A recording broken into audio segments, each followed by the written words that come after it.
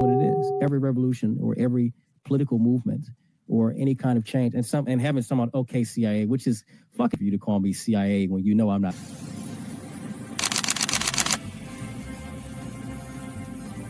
Everything was politicized. It was, oh, this is when we became the left versus the right. But both sides are trash. In COVID,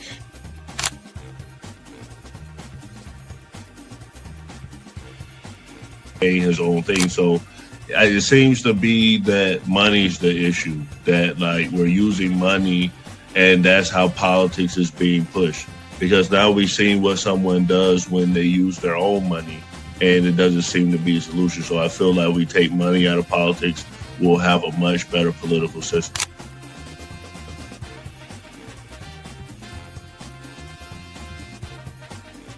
Politician, you think they're gonna come out and tell me the truth? They was lying to my mama. They ain't gonna never tell us.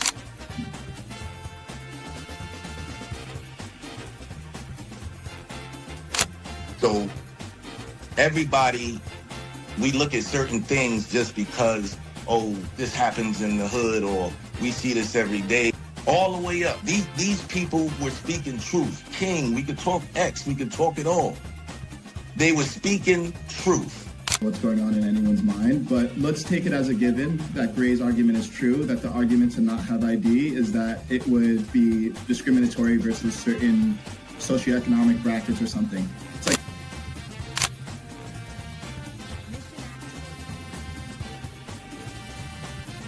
like the world's greatest trial run of what people will do and what people won't do. And we are the only country on the planet that really fought against the government. A lot of it,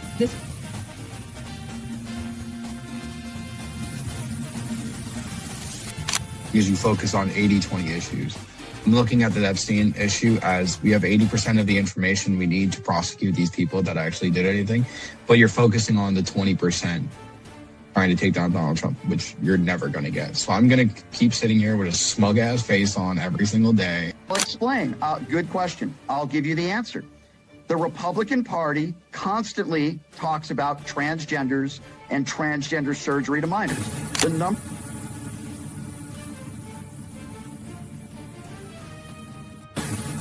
I'm mostly on the left ideologically, but I don't associate with the Democrats because they're not ideologically on the left. The Democrats are clowns, and they're also losers.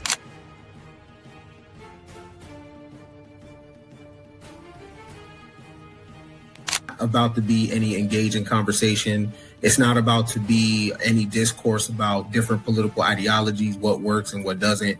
If that is the outcome, right?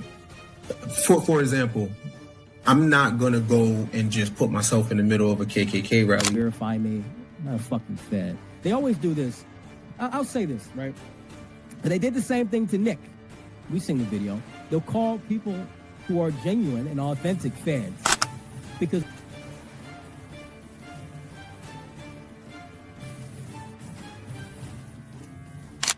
the interesting thing to me is that the ones that claim that they believe the Constitution are now trampling the Constitution. The ones that said they believed in the First Amendment, the freedom of speech, right, are now going against the freedom of speech. The ones that...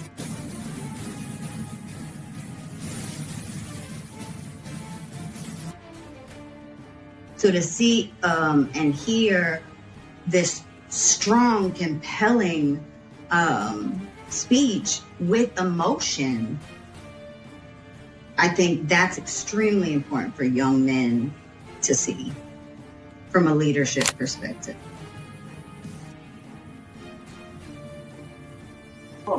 Y'all have no plan. They'll never talk about nothing positive about the Democrat Party. Everything is just anti-Trump. They're not willing to have a conversation. They call us fascists. We willing to have a conversation. Charlie Kirk's willing to have a conversation. Congratulations, Mr. Mayor. Thank you, Mr. President. Thank you. I appreciate it. Overnight, lavishing praise on New York City's mayor-elect Zohran Mamdani after months of trading attacks and insults. I think you're going to have hopefully a really great mayor. The better he does, the happier I am. Just weeks ago, Trump had warned the 34-year-old Democratic socialist would destroy the city.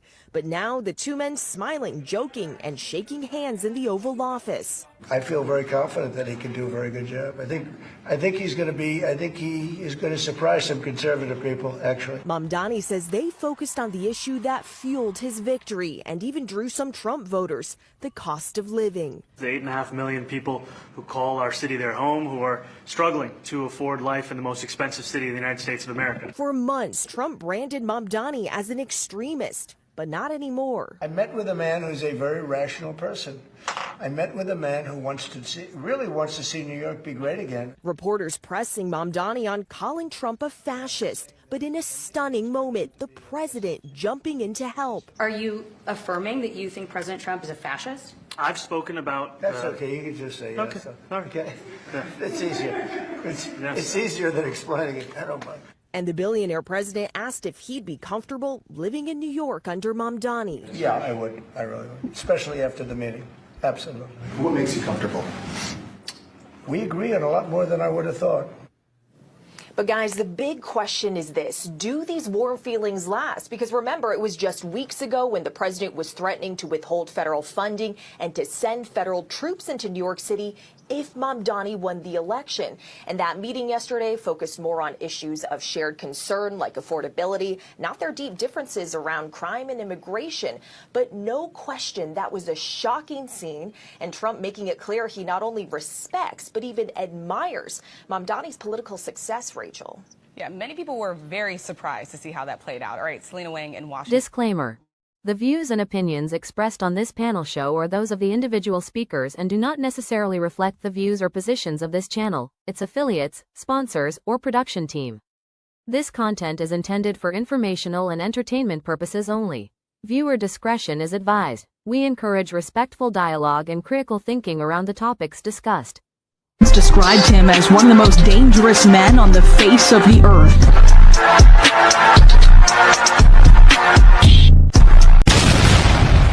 Welcome to the Man Cave. Welcome to the Man Cave. I'm Gray Mars. It's Mia. Heaven. 85 Slim. Mr. Rippy. So as we can see, Mamdani and Trump seem to be cozying up together. Mia, what do you think of this new relationship? I mean, I think Zohran went to the White House to kiss the hand of the king. He bent the knee for all of our for all of our fans out there that are Game of Thrones fans like I am. I read the books. He bent the knee to the king, and we all knew it was going to happen. That's just kind of the way it works in politics. Kathy Hochul had already said in New York that they weren't raising taxes on the wealthy anyway. So really he only has so much wiggle room for what he can control as the mayor of New York. So I think we're expecting big things, but I think people need to lower their expectations. And I'm glad he met with the president because, I mean, as he himself said, it is the most expensive city in the country. It is the epicenter of America. When you think of America, you don't think of Hollywood, you think of New York City. In my opinion, you think of New York City. You don't really think of Hollywood. You don't think of Miami. You legitimately think of New York City. So. True. Heaven, is this a positive development? Well, one, it could be that. I mean, anybody part of the Democratic Party is part of the Democratic Party. They're still part of the same bird. So whether he put socialist, at the end of it doesn't, to me, make any difference. He's still part of the Democratic Party, and the Democrats and Republicans are both corrupt. So either way, whether he bent the knee, kissed the ring, or this is Trump tacoing again, just like everything else, which is the pattern. I mean, that's for everyone to decide on their own, but I don't like either of them. So, I mean, I'd like to see what he's going to do for New York. That's great for New York, but I don't live in New York. So, and not New York City. So he's not my mayor. He can't affect anything down here. So it's great that he met with the president. It's great that president is tacoing, and it's great that Democrats and Republicans are still working together against the people. Well, this is one of the guys that was running against Mamdani, and he was a Republican, and he feels like that they got played. So here's what he had to say. Soul got played for 8 months. Everyone in the world, everyone in the country, everyone in New York City got played by these two 9 shot 9 times, 50 Cent. Remember, 8 months ago, we thought love it was this man. Godzilla versus King Kong. There was Zohran Mamdani calling Donald Trump a fascist. He's not. And then Donald Trump calling Zohran Mamdani a communist. He's not. And then, as you mentioned, just recently, the president said, I'm going to withhold $7 billion of badly needed federal funding for New York City if you elect Zohran Mamdani. And then Zohran Mamdani, on the night of his victory, turns and looks into the television and says, Donald Trump, if you're listening, turn up the volume.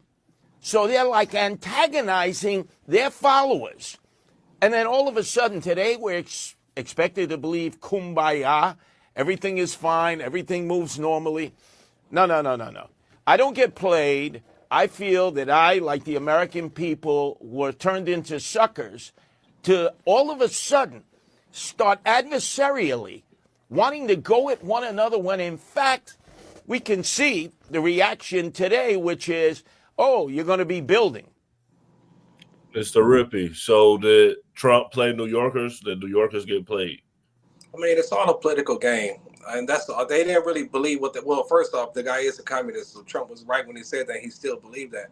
But I don't think Mamdani ever thought that Trump was a fascist or any of these other words that they didn't make up. It's all these talking points. But exactly what happened, it's actually quite impressive. It's the same thing in the art of the deal. Bring your opponents closer to you in the public eye and just get them in order, get them in line. And if they can work together with Trump's leading, then I think that's a good thing. There's a lot of liberals that came at me talking about, oh, what's up with this? Trump actually standing down with this guy standing down with your boy. That's terrible. But y'all are the same people that said we need to unite and come together. Now when they want to come together and unite, it's still a problem. It's just silly. I think I'm hearing like he came to the White House, kissed the ring, and he gonna do what Trump told him to do. Slim, you are a New Yorker. How do you feel about this? I mean, Trump, like Mr. Rippey said, the art of the deal, you normally agree with everything Trump says. So how do you feel? Yo, man, this is a classic case of if you can't beat them, you better join them. Trump is the definition of that shit. I don't know why people are surprised. The bottom line is the dude is a prick. He's an asshole. He's a fucking communist. The reality is he got to play ball. Period. I don't care how you look at it. And that's what the information behind closed doors is probably what's been said. So the question is Mamdani the new leader of the Democratic Party? And this is what Trump had to say. True leader of the Democrat Party. And do you think Leader Schumer is a leader, Jeffrey, how to follow his lead? Well, look, I hope they have great leaders. This is a man that right now I think is focused on New York City. I really think he has a chance to do a great job. We're going to help him, but I really think he has a chance to do a great job. But I'll let you answer that. You consider yourself the leader of the Democrats? I think it's more appropriate for him. I consider myself the next mayor of New York City, and I keep my horizons firmly on New York City, and I appreciate the meeting with the president, which focused again on the 5 boroughs and whether New Yorkers could afford to live there. By the way, being the mayor of New York City is a big deal. I always said, one of the things I would have loved to be someday is the mayor of New York City. Being the mayor of New York, and especially now, because I think you're at really a turning point, one way or the other. It can go great, or it can go in a different way. Man, they're best friends now. I think you really have a chance to make it great. Well, me in that video, he said turning point. You said Nick Fuentes was going to be the new leader of Turning Point. So is Mamdani the new leader of the Democratic Party? So I never said Nick Fuentes is going to be the new leader of Turning Point. I said now that Charlie Kirk is dead, that it's going to create the power vacuum and Nick Fuentes that's going to give rise to Nick Fuentes, and it has. So that prophecy came correct. I mean, you guys need to be listening to me in that group chat because I'd be right more than I'd be wrong. Right. So do you feel like Mamdani is the leader of the Democratic Party, the new leader?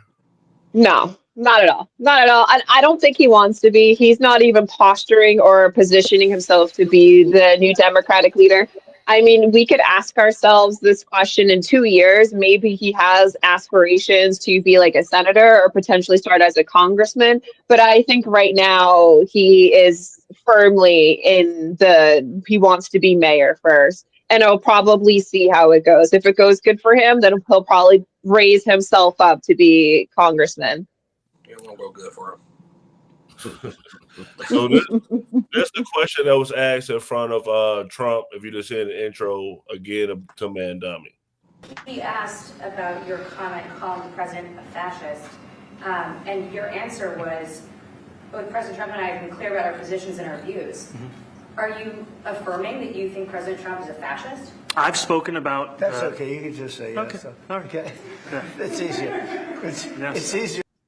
So, Mr. Ripper, in your intro clip, you're talking about Trump being called a fascist. Like, so him in that clip basically being like, you don't have to say anything. How do you feel about that? He's taking control of the conversation. He's like, I'm leading this thing.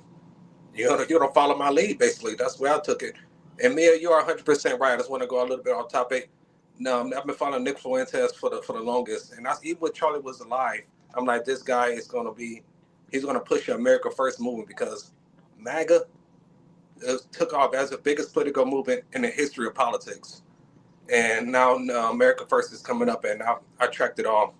So you're absolutely right on that. But yeah, Trump is leading the conversation. I mean, that's just what business people do.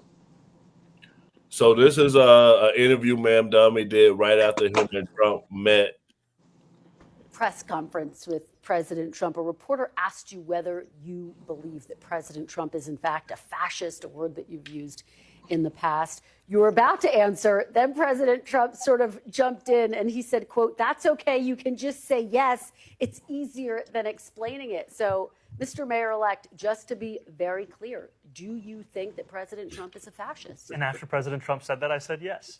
And so you do? And that's something that I've said in the past. I say it today. And I think what I appreciated about the conversation that I had with the president was that we were not shy about the places of disagreement, about the politics that has brought us to this moment. And we also wanted to focus on what it could look like to deliver on a shared analysis of an affordability crisis for New Yorkers.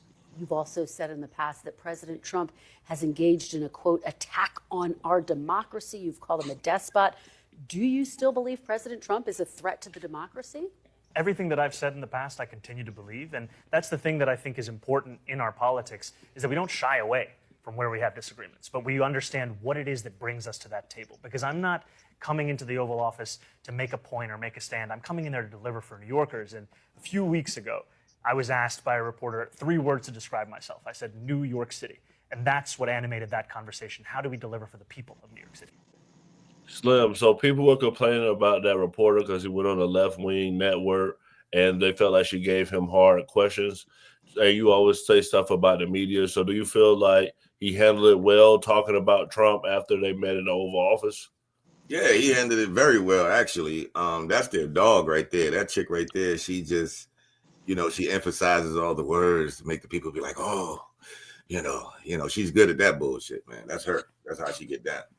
That's what she do. Right. So the 2 biggest things about Mamdani that people are talking about is one, like him being Muslim. And the strange thing is that Trump just classified the Muslim Brotherhood as a terrorist organization. This is kind of a long clip, but this basically says what Trump did around the same time that he met up with Mamdani.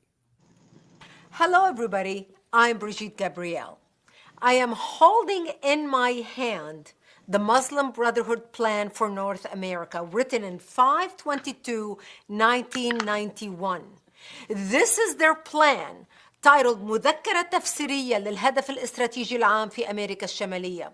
This is about their explanation on how they're going to take over the West, their 100-year plan to infiltrate and dominate the West and establish an Islamic government on earth. This plan was presented as evidence in the Holy Land Foundation trial, the largest terrorism trial ever in the history of the United States, where our government handed down 108 guilty verdicts to Muslim Americans and Muslim organizations in America, raising money in the United States and sending it overseas to support terrorist activity overseas. And I'm going to read you a paragraph about their intention in the United States and how they describe their work. Number 4 of the paragraph is titled Understanding the Role of the Muslim Brother in North America. And it says, the process of settlement is a civilization jihadist process with all the word means. The Ikhwan, which is the Arabic word for brothers, must understand that their work in America is a kind of grand jihad in eliminating and destroying the Western civilization from within and sabotaging its miserable house by their hands and the hands of the believers, so that it is eliminated and Allah's religion is made victorious over all other religion. As you can see, they don't mince words. They don't beat around the bush. They tell you exactly what they want to do. They go in detail in this booklet talking about how they are going to implement their plan and the organizations that they had set up in the United States in order for them to advance their plan in America. And here are the names of some of the organizations. They give the names of 29 organizations set up in America to do that. So I'm going to read you some of the names. ISNA, the Islamic Society of North America. If the name sounds familiar, it's because ISNA used to be advisors to President Obama about Middle East policy.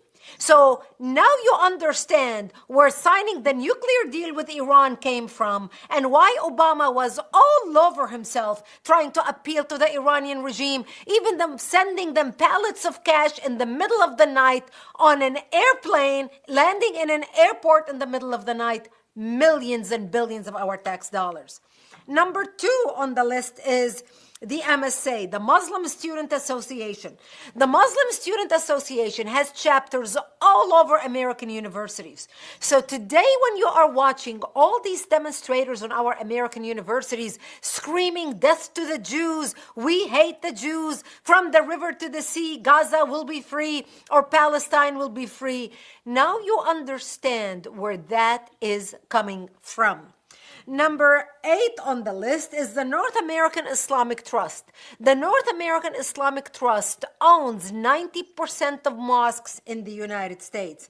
Number 22 on the list is IAP, Islamic Association for Palestine, which later became CARE, the Council on American Islamic Relations.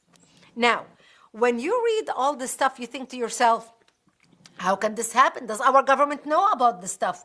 I have been talking about these things for over 15 years. This is detailed in my book, They Must Be Stopped, which came out in 2008, detailing this plan.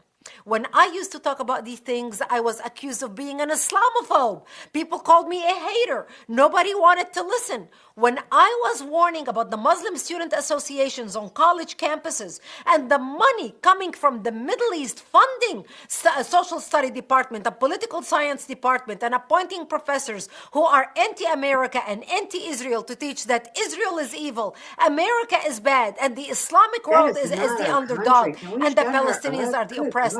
Nobody wanted to listen. Nobody wanted to pay attention. So today when you see all these people organized on the streets in the United States, hating Israel, hating the Jewish people, hating America, tearing down American flags and the pro-Palestinian demonstrations in New York City, now you understand where that is coming from. If you want more details about this plan, you can read it through my book, They Must Be Here we go. Stopped, which is available on Amazon, as well as for a donation for Act for America. Find my book. What we say, Heather? Oh, God, I could tell as soon as she started talking that it was Israel propaganda. And I said, that's not our country, Israel. Like, let's worry about America. Great. But, We all know at this point how much money AIPAC gives our Congress. We all know already how Epstein was tied to Israel as a Mossad agent. Like we've all been watching them burn people alive and bomb children for 2.5 fucking years now. Let's protect Israel. No, how about we stop sending billions of our tax dollars to Israel? So maybe, I don't know, we could pay for healthcare here. Maybe, I don't know, we could pay for education here. It's bullshit. I said, can we shut her the fuck up? Because she wasn't speaking for any goddamn American. She was speaking for Israel. Well, the other thing that people talk about with Mamdani is the fact that he's a socialist.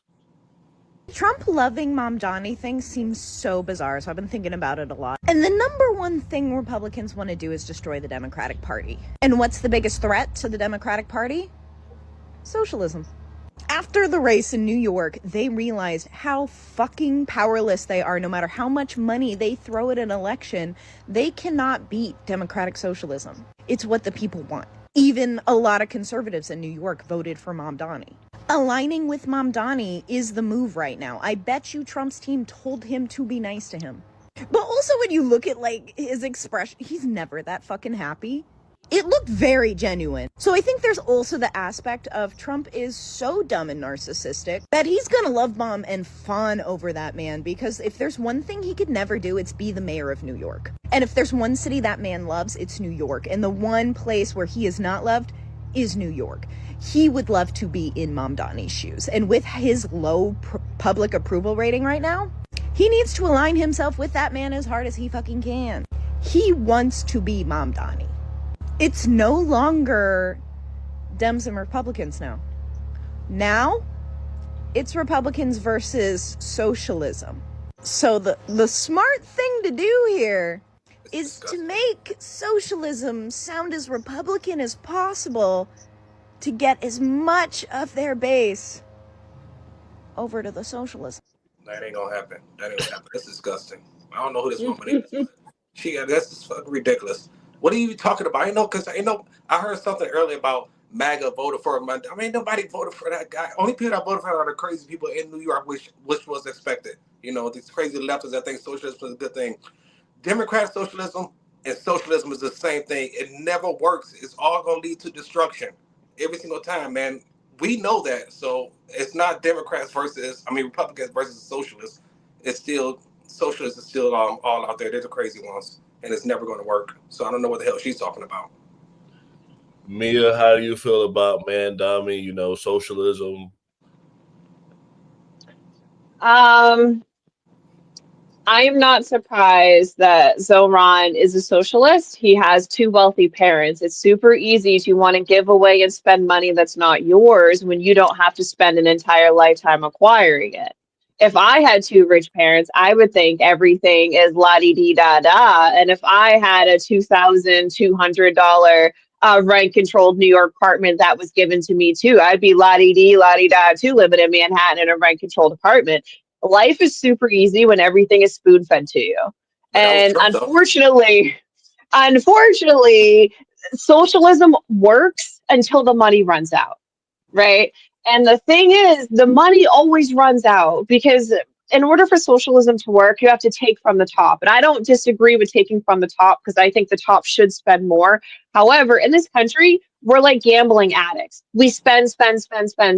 We have a spending problem. We don't have a money problem. We got plenty of money. We never spend the money effectively. So it doesn't make sense to take more money and give to people that have a spending problem. They're going to misappropriate the funds and spend them inadequately, and we'll still be in the same spot. So no matter how much money we throw at a problem, and we see this, there's never been a problem in the United States that's been solved by money. Poverty, we tried. Homelessness, we tried. Drugs, we tried. Families, we tried. Education, we tried. From nothing in this country that we have done, that we have poured billions of dollars into, has effectively changed.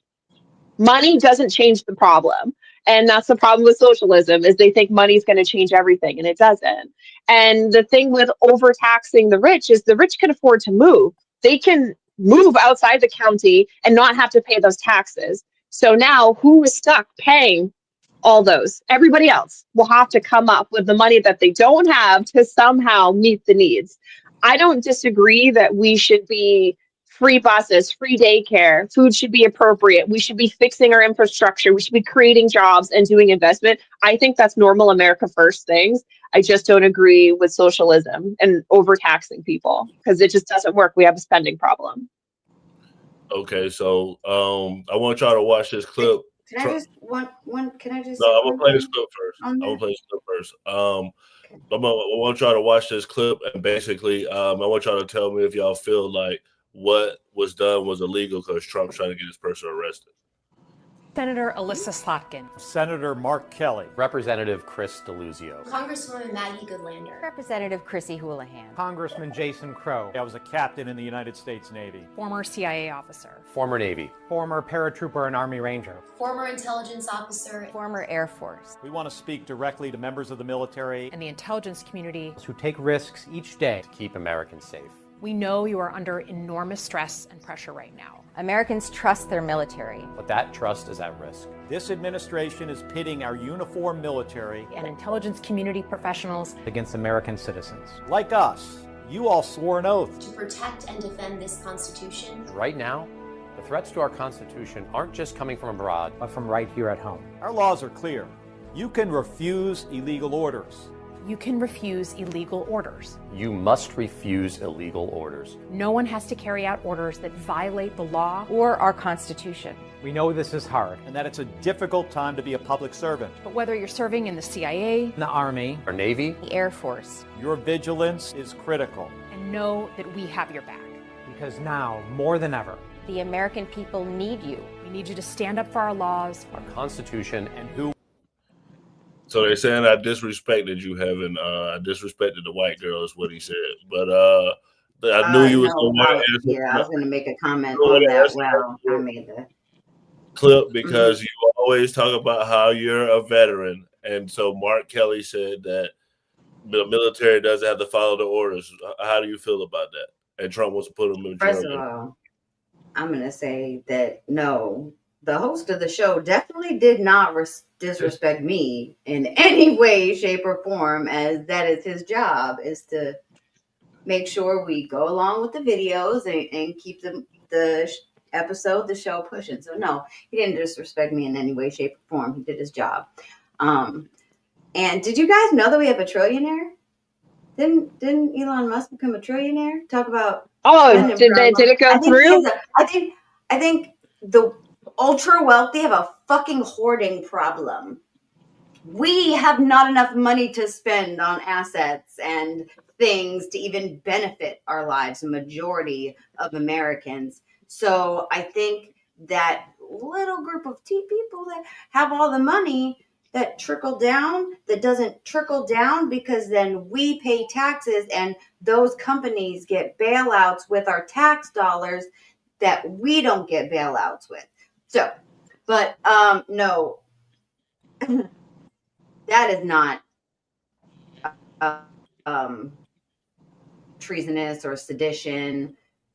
Soldiers we have a duty to disobey. There is a duty to disobey.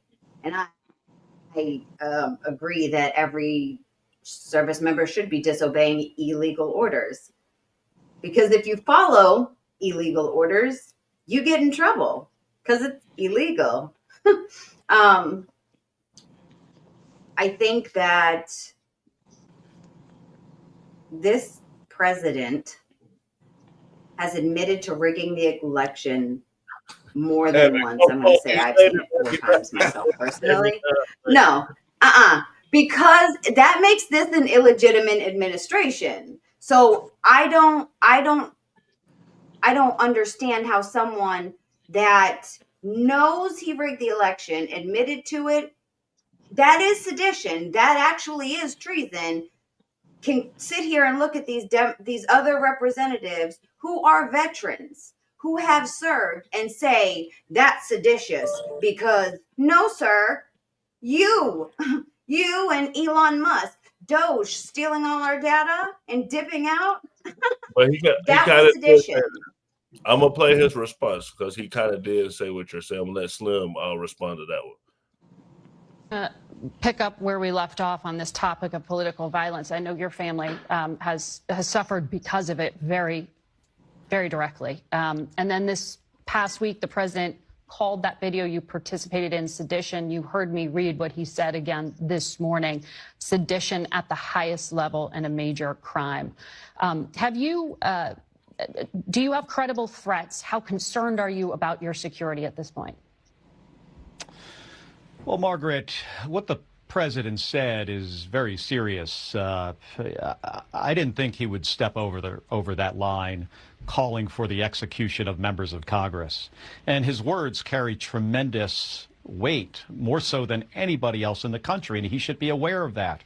And because of what he says, there is now an increased threats against us. I'm not going to get into, details on my personal security, but as the husband of Congresswoman Gabby Giffords, I understand what political violence is. The president should as well. Just like Gabby, somebody tried to assassinate him, and he should understand that his words could have serious consequences. So, Slim, how you feel about Trump calling for Mark Kelly's basically be executed? I don't know if that's exactly what he said, but he shared a post. You muted. I think he just reshared a post. Yeah, that ain't what he said. He said they should be tried. Yeah. First off, at the end of the day, crimes are crimes, man. And if you accuse the crimes, if you get tried and you found guilty, the consequences come behind it. I don't know what the consequences of those crimes are, but it sounds like that's the end game. And they shook because they made that video real quick. So it just seemed like they scared. Like that's all it is. Makes sense. Yeah, for sure. So we were talking about on the new party about how MAGA's kind of leaving the party. So if MAGA's really leaving, should they be accepted open arms? This is what D.L. Hughley had to say. Oh, Lord. That you're hardline and you say, look, You if you still alive? supported them, I'm done with you. But if they genuinely have a change of heart, right? And why wouldn't you want to have more people on your side of the aisle? I think the one thing that's consistent with people that have changed their mind is there was an inherent selfishness they responded to. When something happened to them or somebody that looked like them or somebody they love, then they responded. Had it been happening to anybody else, they wouldn't have cared. So if your motivation is that, you have seen it damage people that you love, that's selfishness. And you voted in a very selfish way. So you're saying there's no room in politics, there's no room for forgiveness. What I've learned from Republicans is you draw your circles tight and keep it that way. The entire administration now is based on not proficiency, not professionalism, but loyalty. Loyalty. But to your point, that's Trump, right? And let's say he can't run again. So now you're just talking about whether someone is going to espouse the Republican platform or the Democrat platform, right? I don't think it's as simple as I was misled. I think you wanted to believe a thing. I think that you didn't care who it hurt as long as it wasn't you. And if it were brown and black people, all the more better for it. You know what's interesting? 2 weeks ago when I was on, 3 weeks ago I was on, you and I and Charles were talking about how Bill Maher was saying, the tariffs didn't hurt anybody and I drive down my street. 3 days later, the jobs report came out and it talked about the people it hurt. Mm-hmm. When he goes to D.C. and he takes over the city under the pretext that it is lawless, who does he use? He's attacking cities with black mayors. You helped do that. He's rounding up brown people. You helped do that. Why would I trust you again? If you can't see the obvious danger to yourself or to the people look around you, then you're ignorant, and why would I need to be around? I don't have to change your mind.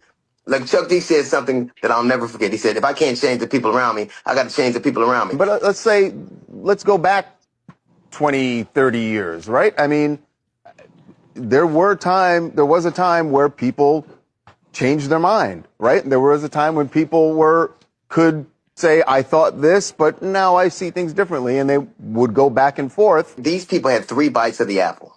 3 times. They saw him win an election. They saw what happened then. They saw him try to overthrow the government, and they still did it the 3rd time. Come on now. 3rd time's a charm. We're not talking about people. All those people, a great deal of those people made this mistake 3 times. Who the hell makes a mistake 3 times? When 3 times is on purpose. Mr. Ripper, you want to respond to DL?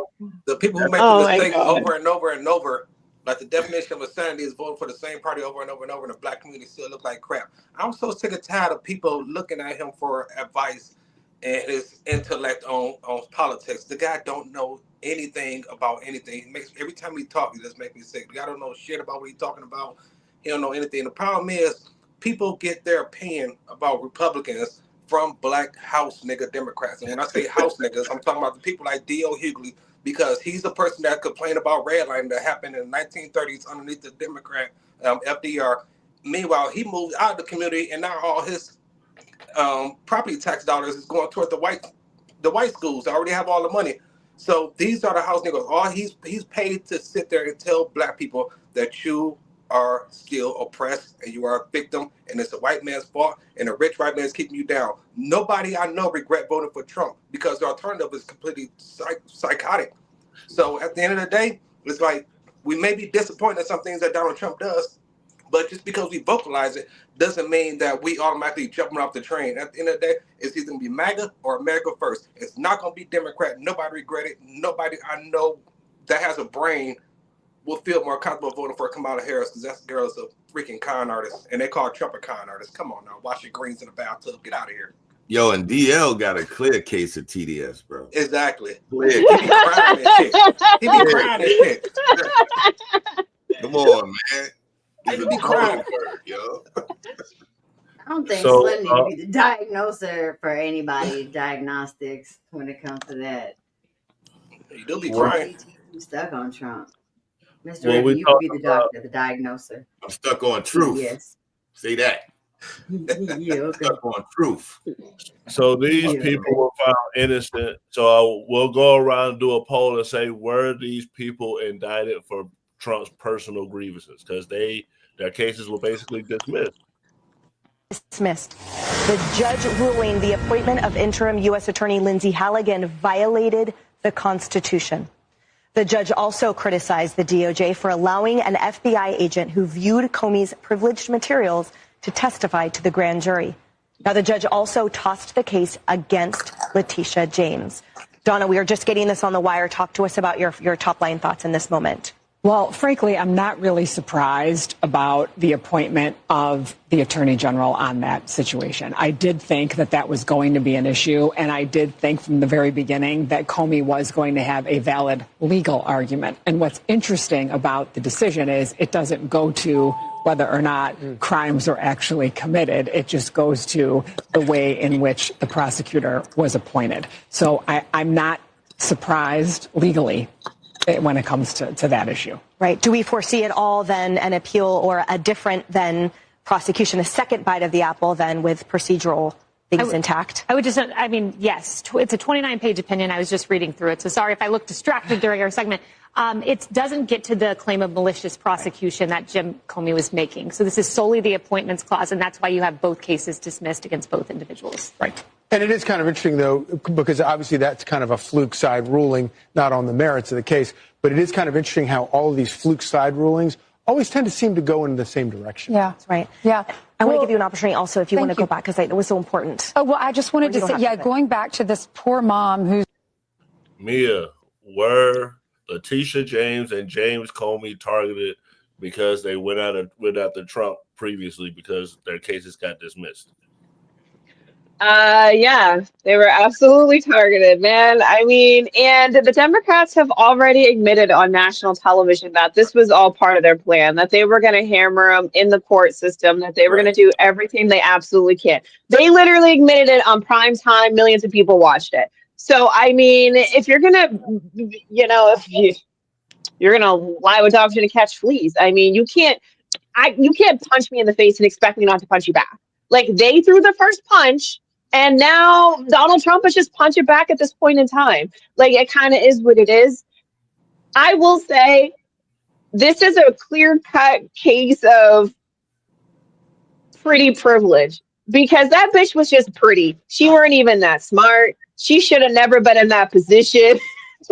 Like them appointing her. I mean, that's what you get when you're supporting somebody because they're pretty at this point in time. Because had they been a real lawyer doing real shit, they would not have missed that 120 days, and it would have been smooth. This is what happens. Donald Trump likes the pretty girls, and this is what we get.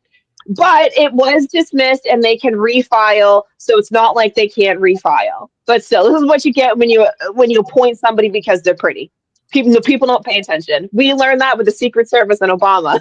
When those guys, Secret Service, left the girl just like took off and left the door wide open, and people just like hopped in the White House. Right.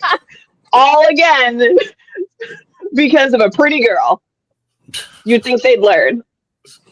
Well, we talked up last week about Mike Epps, and he said something about the SNAP EBT benefits that was real controversial. So he offended a lot of people again when he said this about people going to prison. The wrong journeys to celebrate, young men. There's no reward for coming home after 30 years. You don't get no fucking care package. You are a failure. Get your ass out here and help these kids. Pay that back forward.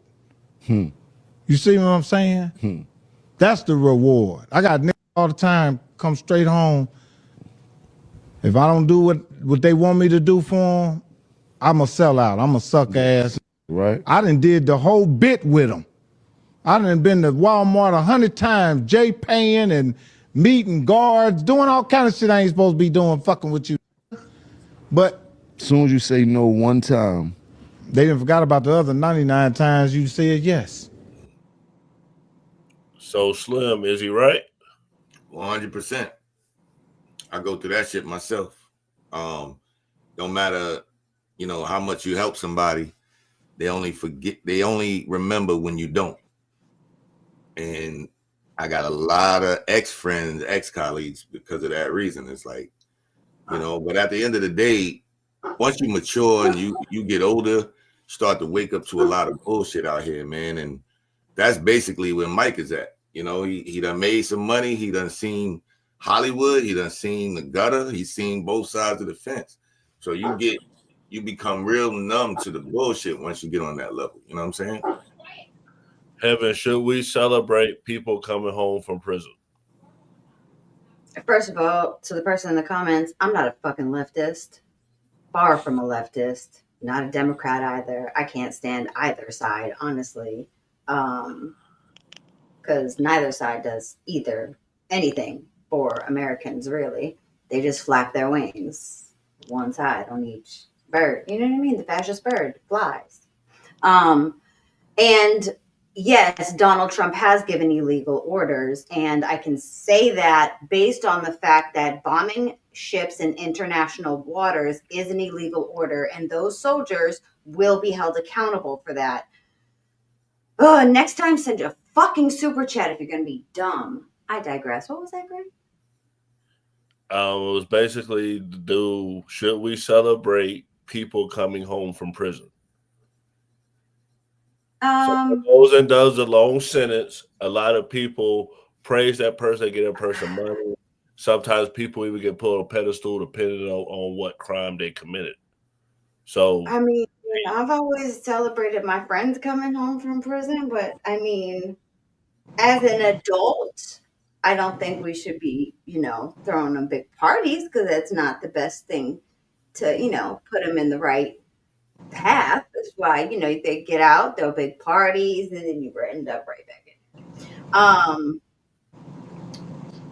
I don't think is the best thing to do if you care about somebody who has just gotten out of jail. Well, I'm gonna play what he celebrating said. a loved one coming home is always amazing. For sure. I'm gonna play what his response was from all the backlash. What's up, y'all? It's your man, Mike Epps, man. I just want to get on here and clarify and clear a few things up. Number one, about the brothers coming home from prison being celebrated. I've always been a part of reform. I got brothers right now from my hometown that I'm trying to help come home. They've been in prison forever. I think you guys might have misunderstood what I was saying. I might have said it the wrong way, but what I was trying to say is we don't want to send kids mixed messages about coming home from prison, being celebrated, you know, feeling like you got to go to prison and do 30, 40 years to be celebrated. I think you guys misunderstood that, you know, misunderstood what I said. Wasn't saying that it was wrong to be celebrated, but we don't want to send a message to the kids saying prison is great, that you want to go home, go do 30 years and come home. You know, I don't think that's cool. So I'm sorry if anybody took it the wrong way and got offended. I love my brothers. I've been incarcerated myself. I understand what that is, but I might have said it the wrong way, but I mean well. And I love you, brothers. Free my brothers that's coming home. My man Derek, free all the guys that's coming home, man. And about the food stamp thing. Food stamp thing was misunderstood too. What I was saying is that we need to break the cycle of being on food stamps. There's 3 generations of people that have been on food stamps. A grandmother, mother, and daughter, that's crazy. We gotta do better. We can't think that we need assistance. I know there's some people out there that need assistance. That's well, fine, and understood. But there's people out there taking advantage of the system that's not good. So just want to apologize if I offended anybody. You know I love y'all, man, and keep on doing it. Mia, how you feel? How you feel about what he said? I mean, he's valid in what he said. I mean, yes. I mean, I guess I'm an outlier. I don't associate. I don't care if you're in my family. If you're going to jail, you're going to prison, you're not in my orbit. When my own family, close family member went to jail, I had friends and family, like my grandma calling me saying, hey, you have to talk to this person, you have to send money. I was like, I don't know who the fuck you think you are, but I'm not. I'm not doing time. I didn't commit a crime. You're going to do the time, commit the crime. I don't want anything to do with it. I don't allow low vibrational beings in my space and my orbit. I don't think we should be pedestalizing anybody at all whatsoever. I think I come from a law enforcement family, so I just don't agree with it at all whatsoever.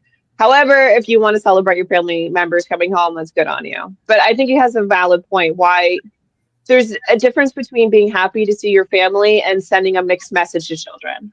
And obviously there's that fine line there. And I don't see what he said about food stamps as a problem. There are generational curses that need to be broken. And within those families, they need to try to break those generational curses. And unfortunately, in our community, the poverty rate for married Black American couples is only 6.5%. That's it. 6.5% among Black married couples in the United States. That's it. But among Black single mothers, it's 31%. So it stands to reason that the easiest way to break generational curses is to push whole intact families and two incomes and asset acquiring to break this generational cycle. But until we have those honest conversations, we're going to continue to have more generations on food stamps because it's easier to propagate food stamps than it is to say, hey, we're not putting families first. That's what Asians do so remarkably well. They utilize barely any government assistance. They have like a marriage rate of like 99%. I mean, they have a college graduate, they have the highest college graduation rate, the highest intact family graduation rate, the lowest divorce rate, because they prop up family values. And it stands to reason that we should probably model our community more after them. And it would honestly fix every problem within our own community if we did. For sure. So that you brought up a good point. So this guy, Joel Santana, he gives some advice on fixing generational curses, and I want to get y'all response on this. We gotta start teaching our kids though, just financial wealth and literacy and all that shit early, because by the time they get to 9th grade, they should be just learning how to start businesses and how to. But they don't really need to know how to read. Wait, stop. I ain't gonna say that.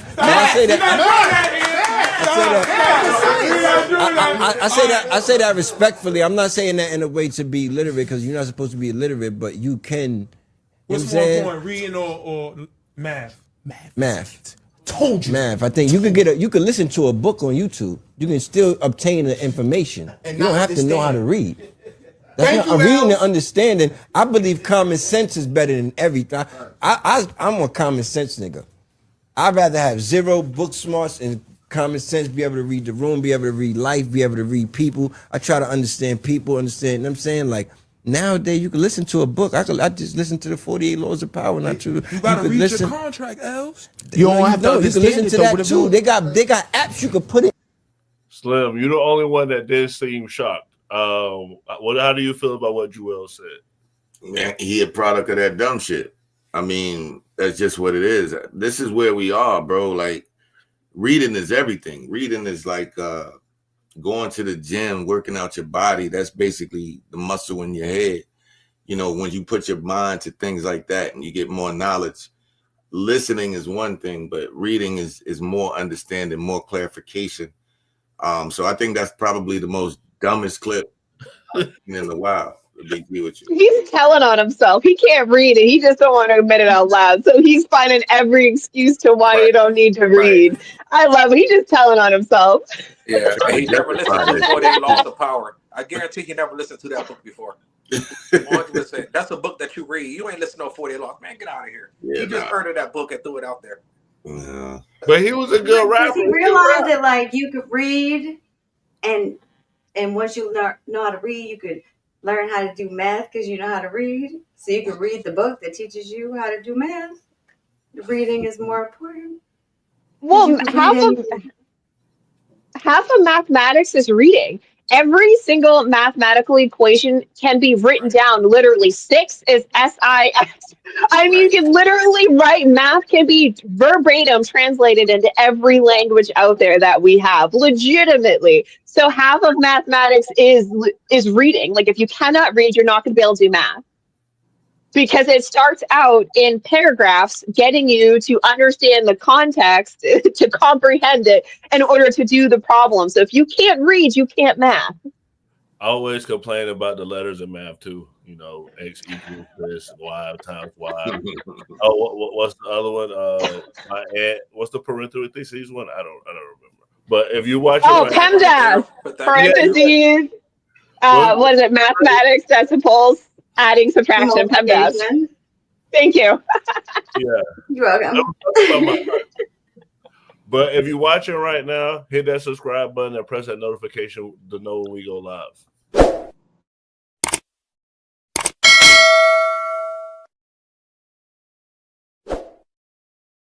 So it's Thanksgiving coming up. You guys see the background. So tonight on our final thoughts, we gonna say what we're thankful for.